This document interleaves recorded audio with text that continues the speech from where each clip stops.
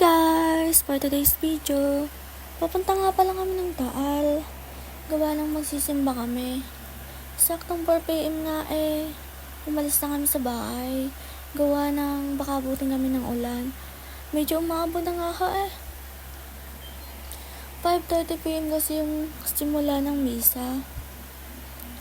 Hindi naman po kalayuan yung simbahan. Ilang minuto na lang po, nandun na kami. Nandito na nga ako pala kami sa SM Lemery ng Batangas. Segundo na lang ang bibilangin, malapit na kami. Aboy yung pangalan ko naman tuwang-tuwa.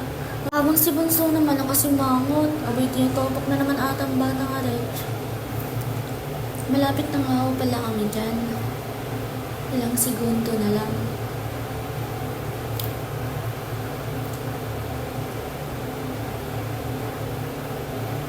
Tara na!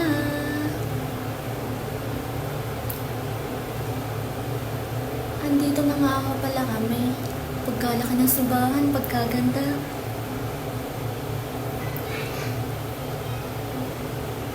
Nagkataon nga ako palang pagpunta namin ay may kinasal. Pero tapos na ho sila, nagpipicture na laang. Wala pa nga ako pala si Father dyan. Kaya tamang hintay muna kami ng ilang minuto.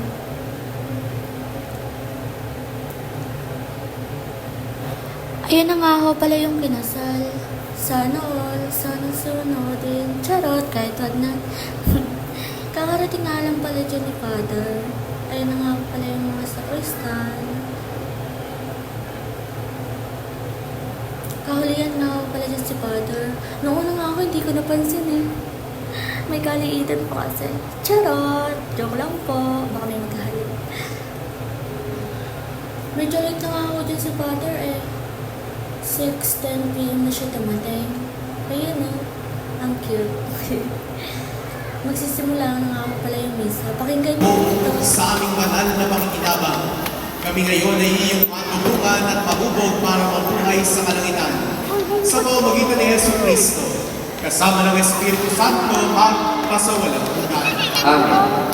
Panalangin para sa bukasyon. Ama naming makapangyarihan, isinugo mo ang iyong bugtong na anak upang tubusin kami sa kasalanan at ipalaganap ang iyong paghahari sa lupa. Padaluyin mo ang iyong biyaya sa aming mga puso upang maganap namin ang pangunahing bukasyon na maging banal.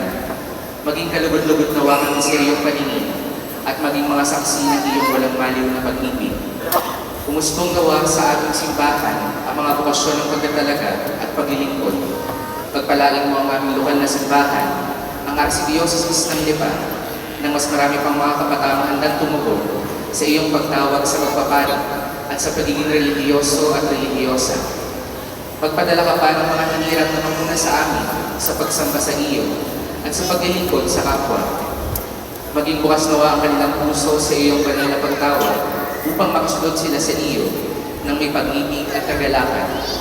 Hinihiling namin ito sa iyo, Ama, sa pamamagitan ng Jesucristo, kasama ng Espiritu Santo, magpasawalang hanggan. Amen.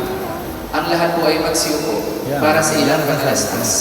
Pagkatapos nga ako pala ng misa, pauwi na sana kami. Kaso, biglang nag-aya ang dalawang bata na kumain daw sa labas. Kaya, dadaanan muna kami ng Jollibee. Doon pa ho yun sa unahan. Malapit lang ho sa simbahan ng Taal. Ako naman, todo pa cute. Kahit hindi naman cute. Charot. Andito na nga ako pala kami sa Jollibee. Okay lang kahit kaunti ang budget. Basta ang importante na pasaya ang dalawang bata.